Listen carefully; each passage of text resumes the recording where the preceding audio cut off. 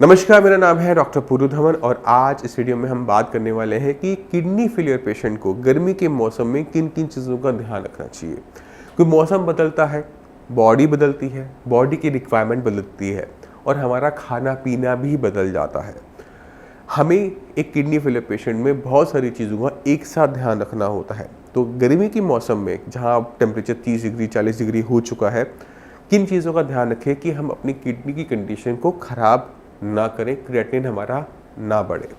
मगर इस वीडियो को शुरुआत करने से पहले मैं आप सभी से माफ़ी मांगना चाहूँगा क्योंकि आज मेरी गला बहुत ख़राब है। आपको भी सुनाई दे रहा होगा कि मुझे जुकाम है, उसके लिए आपको थोड़ा सा हो सकता है कि थोड़ा सा इरिटेटिंग लग रहा हो, बट उसी के लिए माफ़ी। गर्मी के मौसम में सबसे बड़ी गलती एक किडनी फेलियर का पेशेंट क्या करता है, वो अपनी पानी की मात्रा को कम रखता है। पेशेंट को बोला गया था सर्दी के मौसम में कि आपने 1-1.5 लीटर पानी पीना है। पेशेंट वही 1-1.5 लीटर पानी गर्मी के मौसम में पी रहा है। मगर गर्मी के मौसम में हमारे शरीर की जो पानी की रिक्वायरमेंट है वो बढ़ जाती है, क्योंकि पसीने के रस से बहुत सारा पानी हमारी बॉडी से बाहर जा रहा होता है। दिन के अंदर कम से कम 1 लीटर पानी तो हमारा सिर्फ पसीने से निकल जाता है।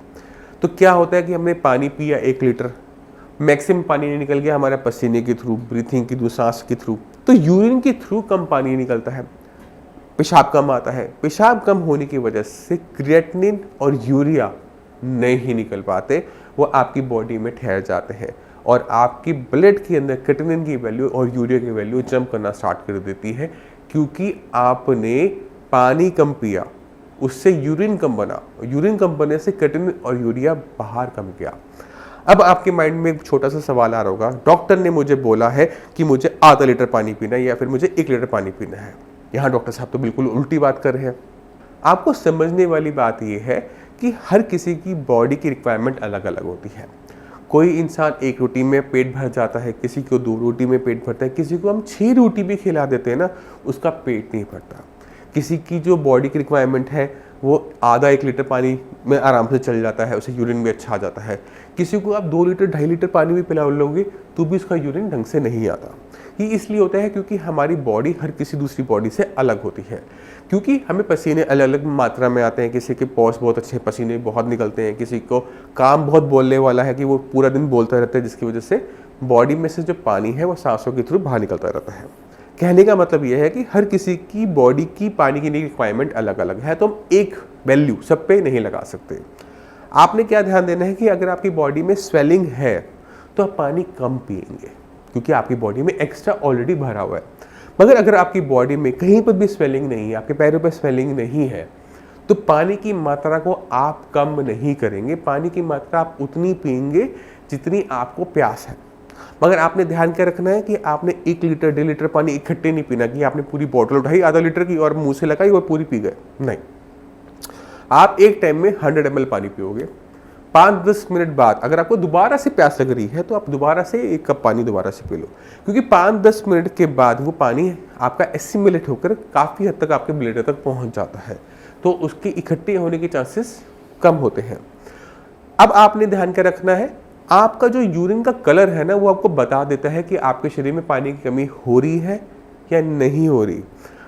दिन का जो पहला यूरिन है वो येलो हो सकता है, बिल्कुल येलो, ऐसा लगता है जैसे स्ट्रो कलर का होता है। मगर दिन के उसके बाद जो आपको यूरिन आए वो वाइट होना चाहिए, वाइट या फिर हल्का सा येलो। उससे क्या होता है, हमें पता लग जाता है कि हमारी बॉडी में कितना पानी इस टाइम है या नहीं है। अगर आपको दिन में भी येलो यूरिन आ रहा है या फिर 4-4, 6-6 घंटे बाद आ रहा है और जब आ रहा है तो जलन हो रही है, कम आ रहा है, इसका मतलब यह है कि आप जो कर रहे हो वो आपके क्रिएटिनिन लेवल बढ़ाएगा, क्योंकि आपने बॉडी में इतना पानी नहीं डाला कि क्रिएटिनिन और यूरिया को लेकर यूरिन के रास्ते बाहर हो सके। इसकी वजह से आपके ब्लड के अंदर क्रिएटिनिन की वैल्यू और यूरिया के लेवल आपको बढ़ते हुए देखने को मिलेंगे। ये सबसे ज़रूरी पॉइंट था, इसलिए मैंने उसको इतना ज़्यादा टाइम दिया और वीडियो की शुरुआत में लिया कि आपसे मिस ना हो।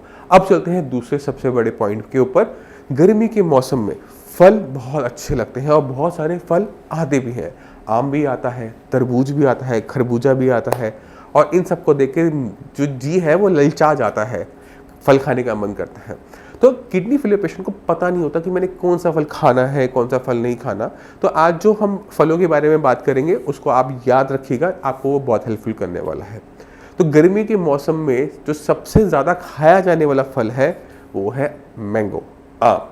एक किडनी फेलियर पेशेंट को समझना चाहिए कि उसे आम नहीं खाना, क्योंकि जितना वो आम खाएगा उतनी तेजी से किडनी खराब होगी। अब आप सोचोगे डॉक्टर साहब खुद बोलते हैं कि खाने पीने का किडनी के खराब होने से कोई रिलेशनशिप नहीं होता, तो आम का कैसे है?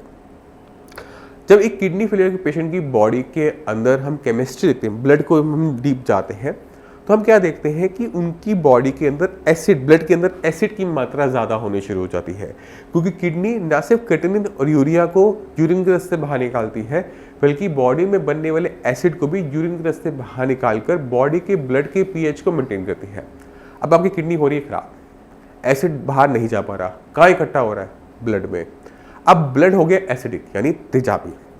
अब आप जो आम खा रहे हो उसके अंदर जो आपको चरपरा, खट्टास और मिठास लगती है वो होती है सिट्रिक एसिड, टार्टेरिक एसिड और एस्कॉर्बिक एसिड की वजह से।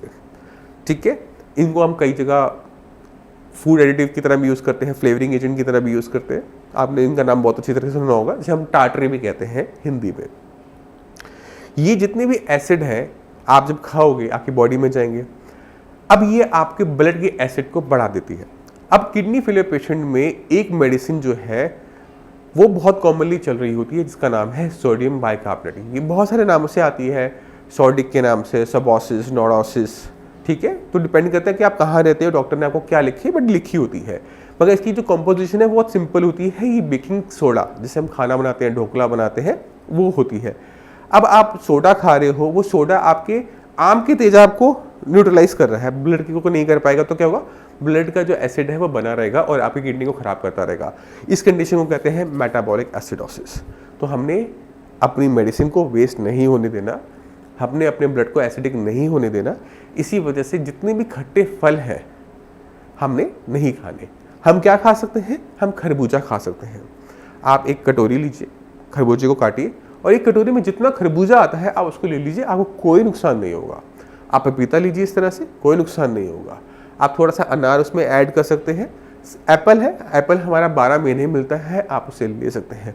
तरबूज में पानी की मात्रा ज़्यादा होती है, तो अगर आप 1-2 पीसेस ले रहे हैं कोई नुकसान नहीं होगा। अगर आप पूरा तरबूज खाएंगे तो इतना सारा पानी आपकी बॉडी में जाएगा, अगर आपको स्वेलिंग है तो दिक्कत हो सकती है।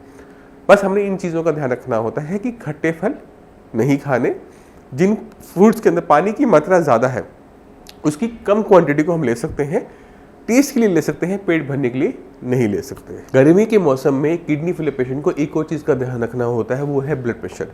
अक्सर देखा ही जाता है कि अगर गर्मी बहुत ज़्यादा पड़ रही है, पेशेंट पानी कम पी रहा है, तो उसकी बॉडी से सॉल्ट भी बाहर नहीं जा पाता और इस सॉल्ट के बाहर ना जाने की वजह से पेशेंट का जो ब्लड प्रेशर है वो बढ़ना शुरू हो जाता है। तो जितने भी किडनी फेलियर के पेशेंट हैं जो ट्रीटमेंट ले रहे हैं श्रेयास से, मैं उनसे रिक्वेस्ट करता हूं कि अपने ब्लड प्रेशर को डेली बेसिस पे मॉनिटर करेंगे, वो भी मेडिसिन खाने से पहले। अगर मेडिसिन खाने से पहले ब्लड प्रेशर आपका हाई आ रहा है, यानी आपकी जो मेडिसिन है उसका असर दूसरी मेडिसिन से पहले ख़त्म हो जाता है, तो वहाँ पे मेडिसिन को बदलने की, मेडिसिन को तेज करने की ज़रूरत होती है। तो आप सभी से रिक्वेस्ट है कि आज से आप गर्मी के पूरे मौसम के अंदर, आप गर्मी क्या सर्दी को भी आप पूरा टाइम अपने बीपी को, अपने शुगर को मॉनिटर करके चलेंगे। आप अपनी बीपी और शुगर की मॉनिटरिंग को किसी भी कीमत पे नहीं बंद करेंगे, क्योंकि जहां आपने अपने बीपी शुगर की मॉनिटरिंग को छोड़ा, आपने बीपी शुगर को बढ़ने दिया, आपकी किडनी को नुकसान होने से कोई नहीं रोक सकता। और किडनी को जैसे नुकसान होगा, क्रेटिनिन और यूरिया के लेवल भी जंप करेंगे। मैं उम्मीद करता हूँ इस वीडियो से आप काफ़ी कुछ समझ गए। गला ज़्यादा ख़राब है मेरा, तो मैं बहुत ज़्यादा लंबी इस वीडियो को नहीं खींचूंगा, चलने की आपसे आगे चाहूँगा। मिलते हैं अगली वीडियो में, तब तक के लिए नमस्कार।